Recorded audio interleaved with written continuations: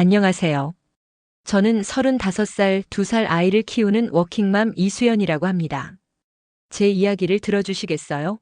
워킹맘으로 친정엄마와의 갈등을 극복한 먹먹한 이야기입니다. 회의실 유리창에 비친 제 얼굴을 보았습니다.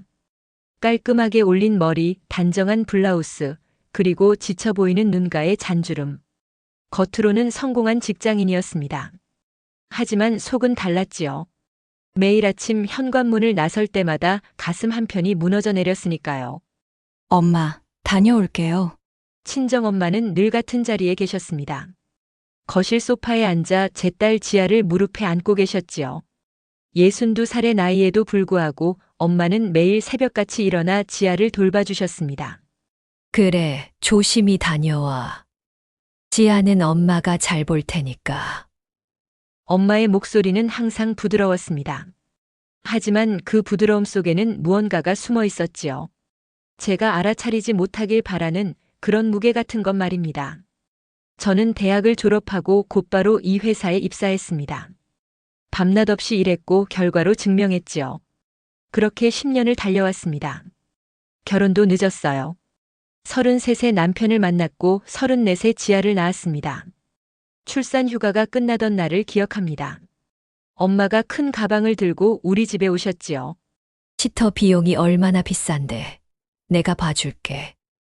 엄마, 괜찮아요. 제가 알아볼게요. 애를 남한테 맡기는 게 마음 편하니? 엄마가 보는 게 제일이지. 그때부터였습니다. 엄마는 일주일에 닷새 우리 집에 오셔서 지아를 돌봐주셨지요. 저는 감사했습니다. 정말로요. 시터 비용도 아낄 수 있었고 무엇보다 제 엄마가 돌봐주신다는 안심감이 있었으니까요. 하지만 시간이 지날수록 이상한 기분이 들었습니다. 퇴근하고 집에 돌아오면 지아는 이미 엄마가 먹인 이유식으로 배가 불렀고 엄마가 입힌 옷을 입고 있었지요. 제가 준비해둔 유기농 이유식은 냉장고에 그대로였고 제가 골라둔 면 소재 옷 대신 엄마가 사온 화려한 원피스를 입고 있었습니다. 엄마, 제가 만든 이유식 있잖아요. 그게 뭐가 좋다고. 시판 제품이 영양도 더 좋아. 옷도 제가 준비한 걸로 입혀주세요. 애가 덥다는데 왜 이렇게 두껍게 입히니? 내가 입힌 거야. 작은 불편함들이 쌓였습니다. 하지만 저는 아무 말도 할 수 없었지요. 엄마의 헌신 앞에서 제 소신은 너무나 사소해 보였으니까요. 지난주였습니다. 야근을 마치고 밤 10시에 집에 들어왔지요. 엄마는 여전히 거실에 계셨습니다. 소파에 기대어 졸고 계셨어요. 무릎 위에는 지아가 잠들어 있었습니다. 엄마, 일찍 가시지 그러셨어요. 엄마는 눈을 떴습니다. 피곤한 기색이 역력했지요. 네가 올 때까지 기다렸지. 그 순간 제 가슴이 무너졌습니다. 고마움과 미안함 그리고 설명할 수 없는 답답함이 한꺼번에 밀려왔지요. 저는 알고 있습니다. 엄마의 헌신은 진심이라는 것을요. 하지만 동시에 느낍니다. 이 헌신이 저를 올가매고 있다는 것을 말입니다. 매일 아침 저는 두 가지 역할 사이에서 흔들립니다. 엄마에게 효도하는 딸이어야 할까요? 아니면 제 소신대로 아이를 키우는 엄마여야 할까요? 대답을 찾을 수 없었습니다. 그리고 어제 결정적인 일이 벌어졌습니다. 그 일로 모든 것이 달라졌지요. 그날은 회사에서 긴급 미팅이 잡혀 평소보다 2시간 늦게 퇴근했지요. 현관문을 열고 들어서는데 거실에서 엄마의 목소리가 들렸습니다. 우리 지아, 맛있지? 할머니가 좋은 거 줬지? 저는 가방을 내려놓으며 거실로 걸어갔습니다.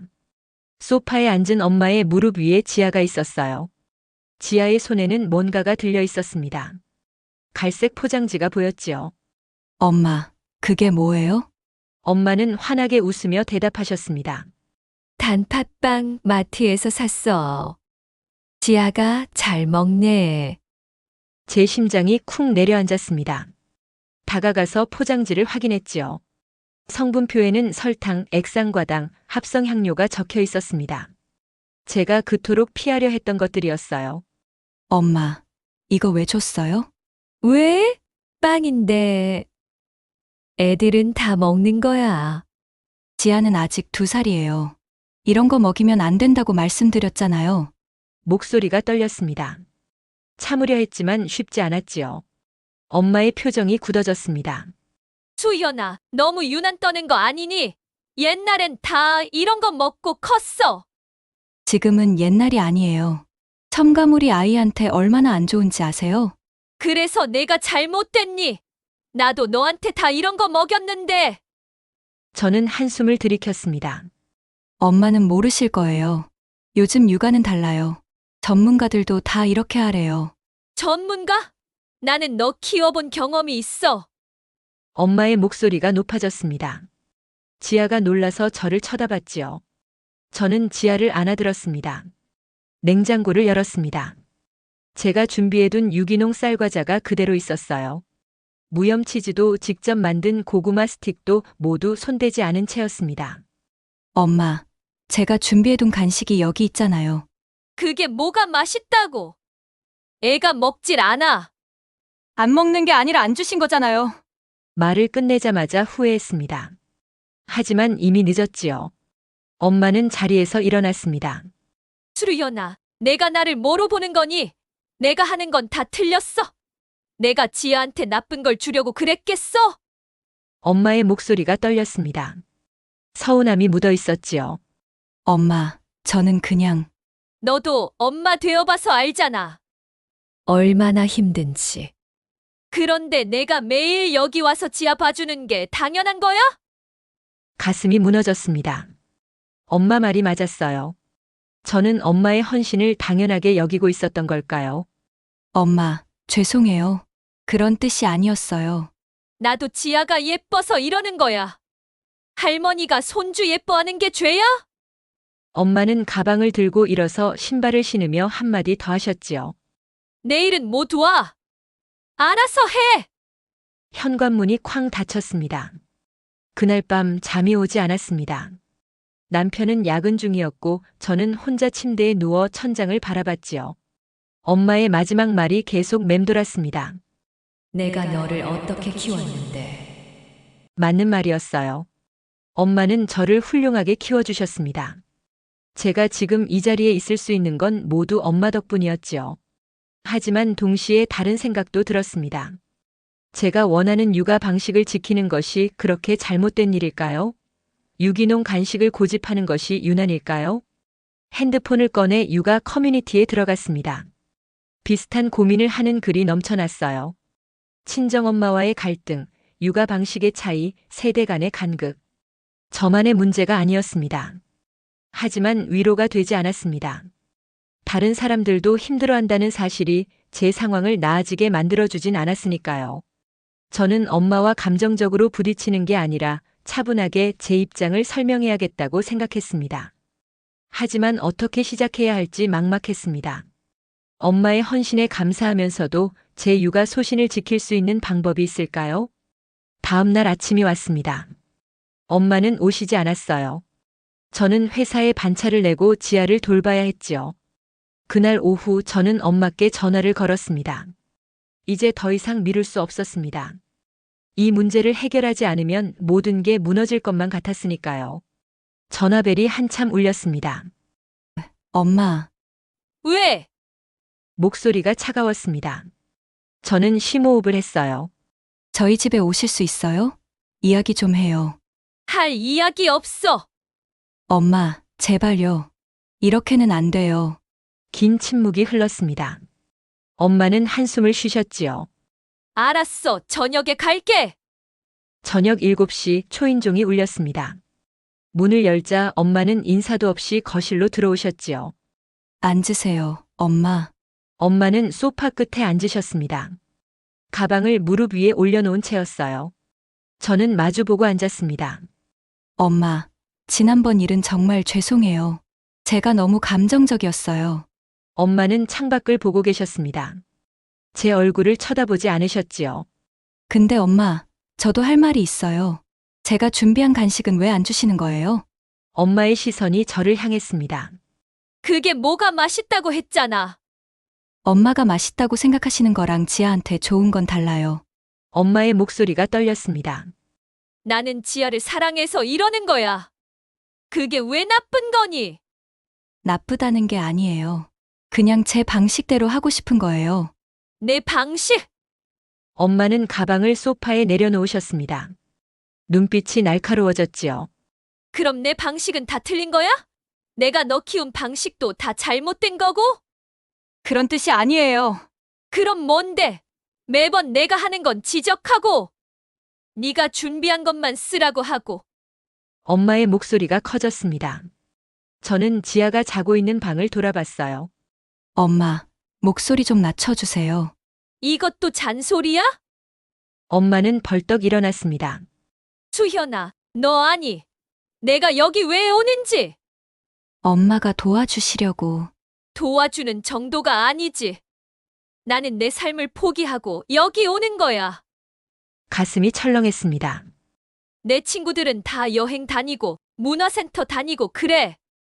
근데 나는 매일 여기 와서 애 보고 네 눈치 보고 엄마, 시터 쓰면 되잖아.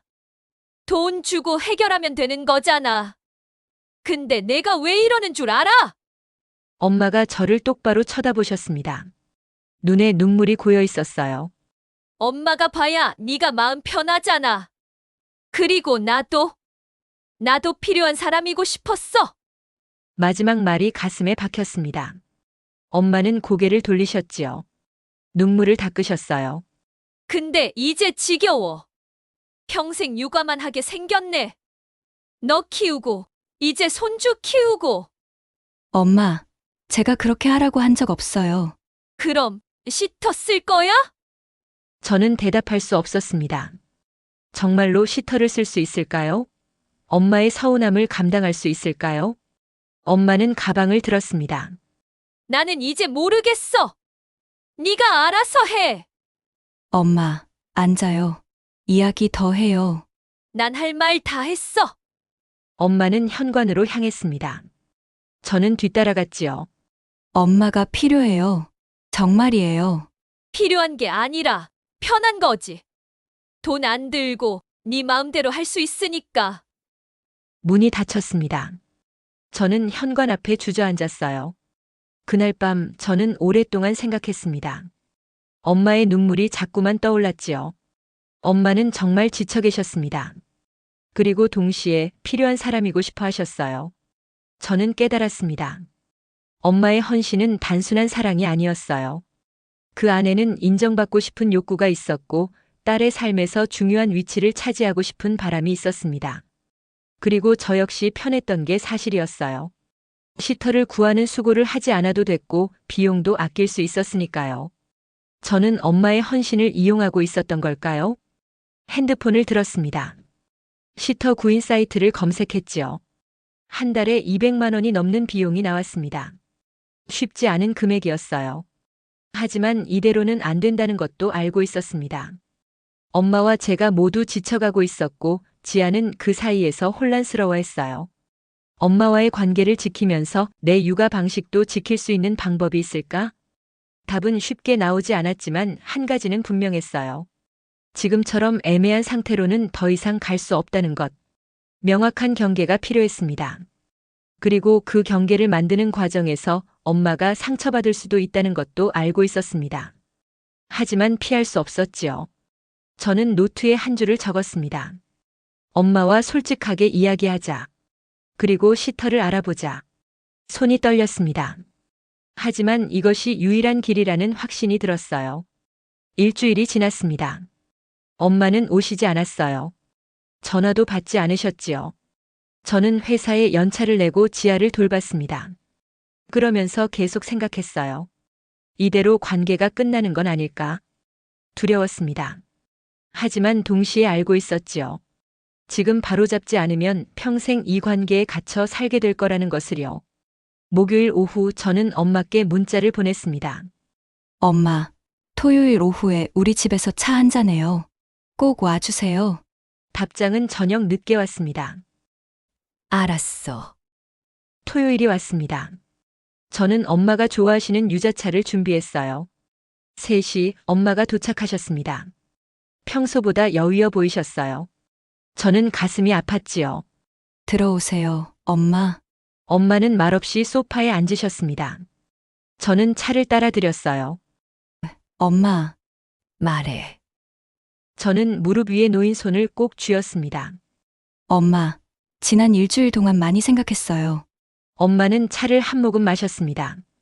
대답은 하지 않으셨지요. 엄마가 저를 위해 해주신 모든 것 정말 감사해요. 진심이에요. 그래. 엄마의 목소리는 여전히 차가웠습니다. 근데 엄마, 저는 깨달았어요. 엄마의 희생이 저한테는 너무 무거운 짐이었다는 걸요. 엄마가 저를 쳐다보셨습니다. 눈빛이 흔들렸지요. 엄마는 저를 사랑해서 도와주신 거죠. 알아요. 근데 저는 그 사랑이 너무 무거웠어요. 매일 엄마의 희생을 생각하면서 살았어요. 엄마가 힘들어 하시는 걸 보면서도 제 방식을 이야기하지 못했어요. 저는 눈물을 참았습니다. 그리고 엄마도 힘드셨을 거예요. 제 잔소리 들으면서, 제 눈치 보면서. 엄마는 고개를 숙이셨습니다. 어깨가 떨렸어요. 엄마, 이제 그만하고 싶어요. 이렇게 서로 힘들어하는 거. 그럼 어쩌자는 거니? 엄마의 목소리가 떨렸습니다. 시터를 쓸 거예요. 침묵이 흘렀습니다. 엄마는 차를 내려놓으셨지요. 나 없이? 네, 엄마 없이요. 엄마는 눈물을 닦으셨습니다. 나는 필요 없는 거구나. 아니에요, 엄마. 저는 엄마 손을 잡았습니다. 엄마는 필요한 분이에요. 하지만 육아 도우미로서가 아니라 지아의 할머니로서요. 엄마가 저를 쳐다보셨습니다. 할머니는 손주를 예뻐해주고 가끔 만나서 즐거운 시간을 보내는 거잖아요. 매일 와서 애 돌보는 게 할머니 역할은 아니에요. 그럼 나는 뭐 하고 사니? 엄마의 목소리에 두려움이 묻어 있었습니다. 엄마의 삶을 사세요. 친구들 만나고 여행 가고 하고 싶은 거 하세요. 나이 들어서 무슨 내 삶이야. 엄마, 이제 62이에요. 아직 젊으세요.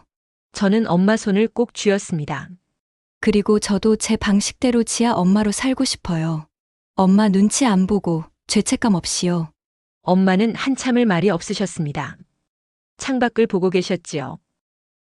내가 너한테 짐이었구나. 엄마의 희생이 짐이었어요. 엄마 자체가 아니라요. 똑같은 거 아니니? 아니에요. 저는 단호하게 말했습니다. 엄마가 행복하게 사시면서 가끔 우리 만나고 지아 예뻐해 주시면 돼요. 그게 제가 원하는 관계예요. 엄마는 눈물을 닦으셨습니다.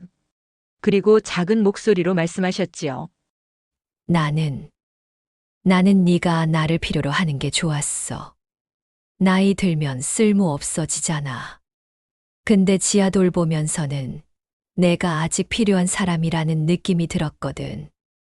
가슴이 먹먹해졌습니다. 엄마는 쓸모로 필요한 게 아니에요. 엄마니까 필요한 거예요. 엄마는 고개를 끄덕이셨습니다. 하지만 확신이 없어 보였지요. 시간이 필요할 것 같아요. 엄마. 저도 엄마도요. 그래. 엄마는 자리에서 일어났습니다. 언제부터 씻었을 거야? 다음 주부터요. 이미 알아봤어요. 엄마는 고개를 끄덕이셨습니다. 그리고 현관으로 향했지요. 신발을 신으며 말씀하셨습니다. 수리연아, 미안해. 내가 너한테 너무 의지했나 봐. 아니에요. 저도 미안해요. 진작 이야기했어야 했는데. 엄마는 작게 웃으셨습니다. 쓸쓸한 미소였어요. 그래도 가끔은 보러 올게. 지아, 얼굴 보러. 언제든지 오세요. 기다릴게요. 문이 닫혔습니다. 저는 소파에 앉아 한참을 있었어요. 가슴이 아팠지만 동시에 홀가분했지요. 드디어 진실을 이야기했으니까요. 핸드폰을 꺼내 시터 선생님께 문자를 보냈어요. 다음 주 월요일부터 부탁드립니다. 저는 창밖을 바라봤습니다. 햇살이 따스했어요. 새로운 시작이 기다리고 있었습니다. 엄마와의 관계도 제 육아 방식도 이제는 건강하게 만들어갈 수 있을 것 같았습니다. 시간이 걸리겠지만요. 저는 처음으로 확신했습니다. 이것이 옳은 길이라고요. 일주일이 흘렀습니다. 시터 선생님이 오신 첫날이었어요. 저는 긴장했습니다. 제대로 된 선택인지 확신이 서지 않았거든요. 하지만 출근하면서 느꼈습니다. 어깨가 가벼워졌다는 것을요. 죄책감도 눈치도 없었습니다. 그저 제가 선택한 방식으로 아이를 키우고 있다는 사실만이 남았지요. 엄마와는 연락이 없었습니다. 며칠간의 침묵이 이어졌어요. 저는 기다렸습니다. 엄마가 준비될 때까지요. 금요일 저녁 핸드폰이 울렸습니다. 엄마였어요.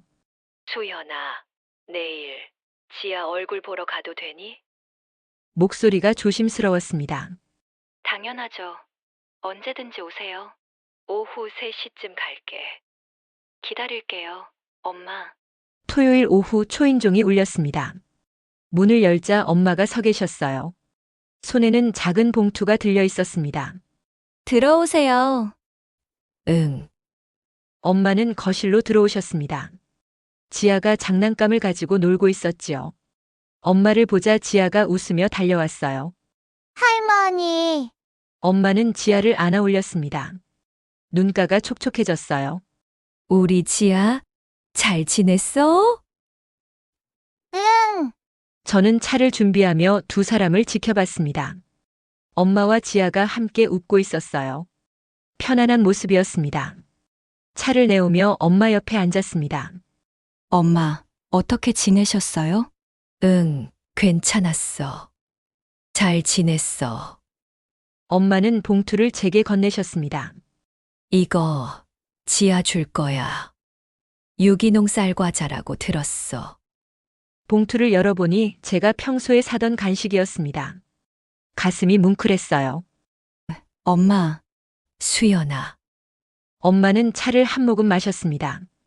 내가 생각을 많이 했어. 지난 일주일 동안. 저도요. 나는 네가 나를 필요로 한다는 게 좋았던 것 같아. 엄마의 목소리가 떨렸습니다. 나이 들면서 쓸모 없어진다는 생각이 자꾸 들었거든. 근데 지아 돌보면서는 달랐어. 내가 아직 누군가에게 필요한 사람이라는 느낌. 엄마, 근데 그게 너한테는 짐이었구나. 미안해, 수연아. 저는 엄마 손을 잡았습니다. 아니에요. 저도 미안해요. 진작 말했어야 했는데. 엄마는 고개를 끄덕이셨습니다. 나는 이제 할머니로만 올게. 일주일에 2번 정도. 지아 보러. 괜찮니? 좋아요. 그게 더 좋아요. 그리고 잔소리 안 할게. 네가 준비한 간식 주고 네 방식대로 할게. 엄마는 작게 웃으셨습니다. 사실 어려울 것 같긴 해. 입이 근질근질할 거야. 저도 웃었습니다. 조금씩 하면 돼요. 저도 노력할게요. 엄마 의견도 듣고요. 고마워. 엄마는 지아를 바라보셨습니다. 지아 크는 거 보고 싶어. 할머니로서 말이야. 많이 보세요. 자주 오시고요. 그날 오후 우리는 오랜만에 편안하게 시간을 보냈습니다. 엄마는 지아와 그림책을 읽어주셨고 저는 주방에서 저녁을 준비했어요. 각자의 자리에서요. 엄마가 돌아가시기 전 현관에서 말씀하셨습니다. 수연아, 너 잘 컸어. 나보다 더 현명한 것 같아. 무슨 말씀이세요? 난 내가 어릴 때 이런 생각 못 했거든. 그냥 희생하는 게 엄마의 역할인 줄 알았어. 엄마는 제 어깨를 토닥였습니다. 근데 너는 달라. 네 삶도 지키면서 엄마 노릇 하잖아. 멋있어. 눈물이 날 것 같았습니다. 저는 엄마를 안았어요. 엄마, 고마워요.